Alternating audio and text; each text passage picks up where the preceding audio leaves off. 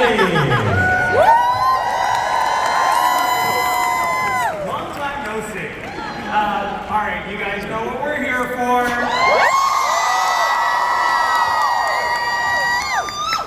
You know what we want to see. So I'm not going to waste any time. Let's bring out our cast. We've got Mr. Mark Johnson, the overseer of the Immortal Universe. Showrunner Roland Jones. Mr. Sam Reed.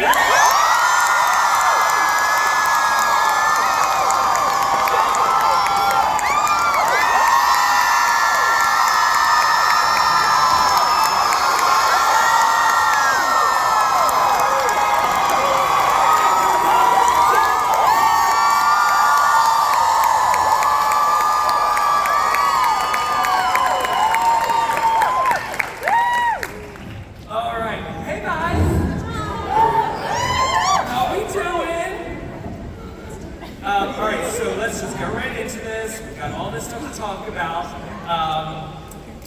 First off, how has your Comic-Con been so far? Lovely. Okay. How's yours been? It's been nice. It's been nice. We just had a little time with the friends and had this, and we just met your new neighbors. Right. Yes. Alright, so let's just get right into this. When you guys started to talk about this, wait, did you see? You guys had a caution? Thank you!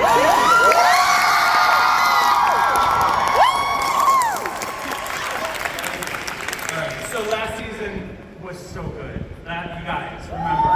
Yeah. So good. The fans could not be more obsessed. Some of us are literally tattooing things on our bodies as it turns into the show. That's not real tattoo, right? It is. It is? Shoot out though, shoot out. It's temporary, keep it temporary. Did you guys expect the reaction? Never anticipate body art. Well, yeah, definitely. Anticipate the reaction of last season? Yeah. I don't think I've never anticipated anything. It's always such a joy that people do tune in and watch it at all. So, yeah, so we're thrilled all the time. So, thank you so much. It's really incredible. Obviously, the show has such a massive and passionate fan base, and on social media, y'all are interesting. There are like levels to that social media. Like, there's like, oh my god, I love this show, and then there's some fan art where I'm like, I can't show that to my family. Especially because Lestat, we got, and then we have this incredible new love triangle, which might actually be a square at some point. So, Sam first, why do you think the fans are so obsessed with these characters? Oh, wow. I mean, I guess it's like that. I was saying this earlier today, like you can't hate someone unless you love them.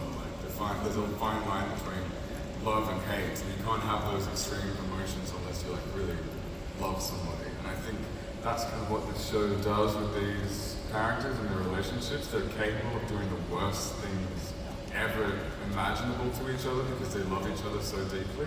And it's super toxic and erotic, and and it creates wars within different points of views, and it sparks really fascinating conversations. And Roland and Hannah and all the writers and Daniel Hart have like brought in all of these really pertinent, interesting conversations that we can have under the context and the metaphor of vampires and otherness. And it's something to invest in, and it's incredible because we are really super invested, and it's amazing that we can share that with everyone. So it's Jacob, I think I can speak for everyone in this room and beyond that we are ecstatic that you are back.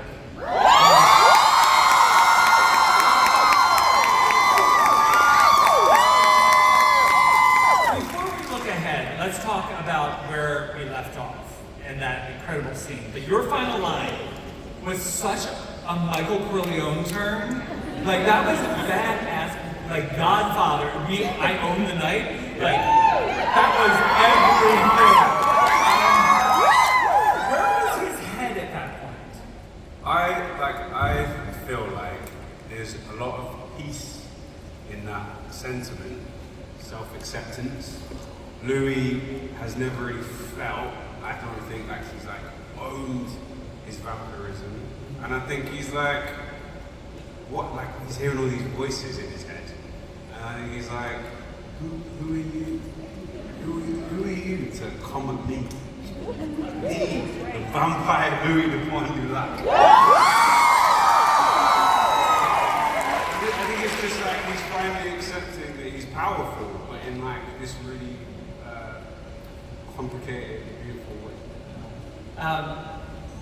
Or we'll get to other stuff. I'm just it cracks me up every time. It's like a sitcom where like the person walks out of the stage and everyone just screams. So every time I say something, you're all going to scream. Eric.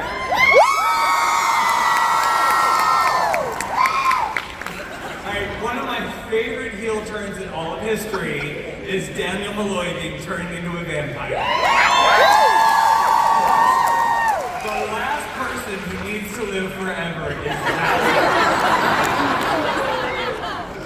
What was your reaction when you saw that? It's a dream come true. I was very happy to have that. I wanted to be a vampire before they even called me to do this show, and I had been thinking about it the day before, and then I got the call and I said, well, am I going to get to be a vampire? And they said, well, not yet. It took 2 years to get there, but no, I love it. I mean, it amounts to this. It solves a lot of problems for Daniel, and then it creates a lot of problems for Daniel. And as Sam was just saying, love and hate are very interrelated, and man, does Daniel hate Armand.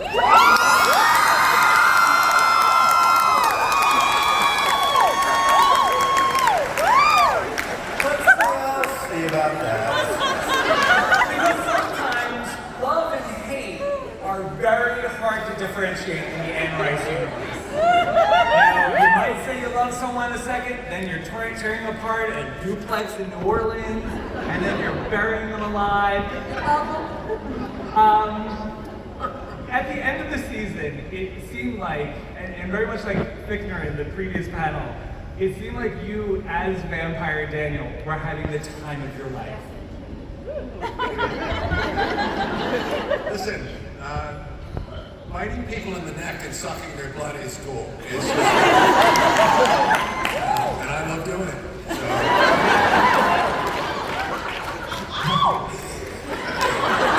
That was so folksy.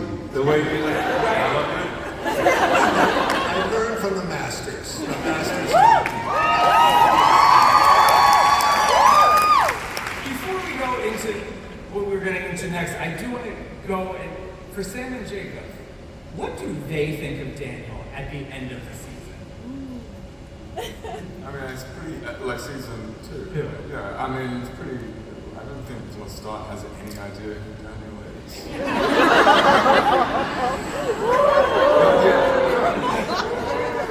Yeah, that was the Mariah thing. Have you ever read any of Daniel's books before?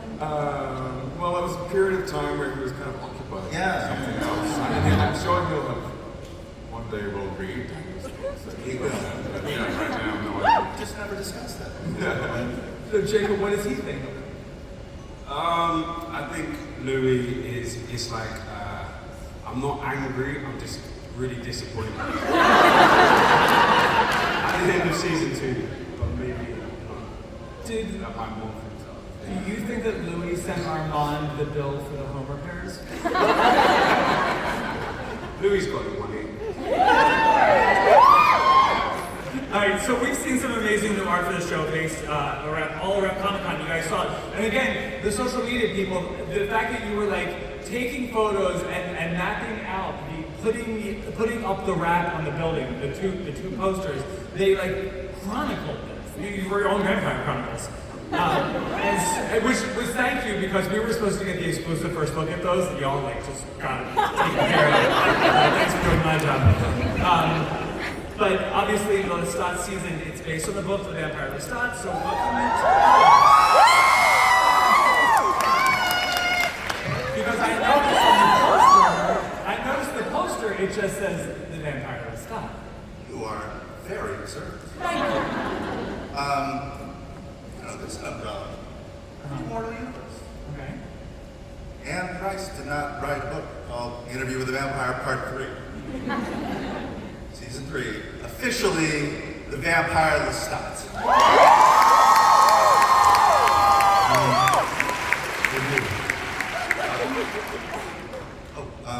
Yeah, that we're naming it The Vampire Lestat. Yeah. But not the whole show. Yeah, the whole show. The has changed. The interview with the vampire is you. Now it's the vampire. The has moved over. I don't really need to be here.